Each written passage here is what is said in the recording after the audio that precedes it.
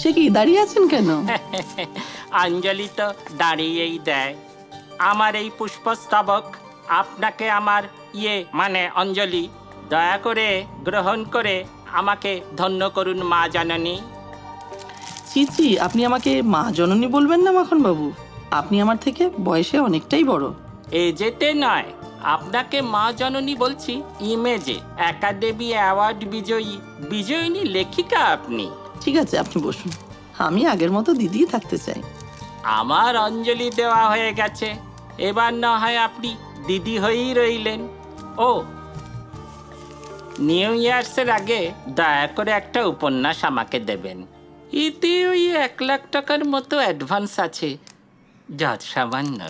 আজই আমি একটা নতুন লেখা ধরবো ভাবছিলাম। শুভ দিন। ওইটি যদি আপনি চিরন্তন প্রকাশনীর জন্য ভাবেন, তবে আমি কৃতার্থ হব।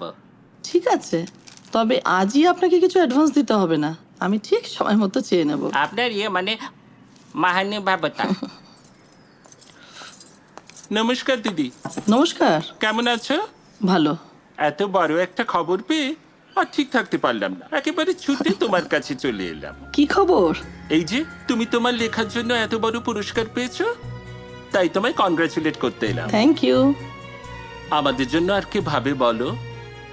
কেন? আমি ভাবছি তো, এর পরের উপন্যাসটা আমি তোমাদের নিয়েই লিখবো। সত্যি? হুম।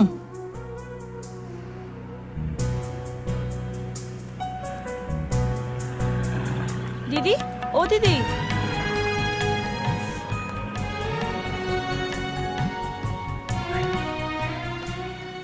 বলছিলাম যে আজ কি তোমার জন্মদিন গো? এই কথা হঠাৎ তোর মনে হলো কেন? না মানে, কত লোক ফোন করছে, আবার কতজন তো ফুল মিষ্টি নিয়ে দেখা করতে আসছে, তাই ভাবলাম। না রে, আজ আমার জন্মদিন নয়, আজ আমার লেখার জন্মদিন। ও তাই? তাই ভাবছিলাম আজ কিছু একটা তো হবে, তাই এত ফুল মিষ্টি। এই শোন, হ্যাঁ? তুই বাড়ি যাওয়ার সময় 2-3 প্যাকেট মিষ্টি তোর সাথে নিয়ে যাস। কেমন? 2-3 প্যাকেট? এত? তা এত মিষ্টি কে খাবে? আমি তো মিষ্টি খাই না। আচ্ছা ঠিক আছে।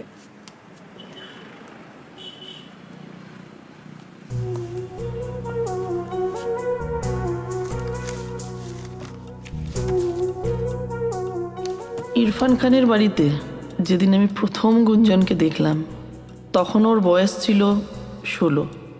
বহন ঠিক কথা রেখেছেন, আসবো বলে ঠিক টাইমলি এসেছেন। বহিনকে কেউ আপনি বলে বুঝি? আজ থেকে আপনি আমাকে তুমি বলবেন। গুড, আজকে যখন পারমিশন পেয়েছি এবার থেকে আমি তুমিই বলবো। হ্যাঁ আঙ্কেল, এই গুঞ্জন বেটি এর টফি তুমি কোথায় পেলে? আমি কারাটে কম্পিটিশনে ফার্স্ট হয়ে ট্রফিটা পেয়েছি আঙ্কেল। वेरी गुड, कॉन्ग्रेचुलेशन, तूने तो कमाल कर दिया। Thank you. আঙ্কেল, উনি কে? উনি আমার बहन, তোমার আন্টি। হ্যাঁ, হাই আন্টি। হ্যালো গুঞ্জন। থাক থাক থাক, আমার অনেক শুভেচ্ছা নিও। কোথায় থাকো তুমি? পাশের পাড়ার রায়চৌধুরী পরিবারের মেয়ে আমি।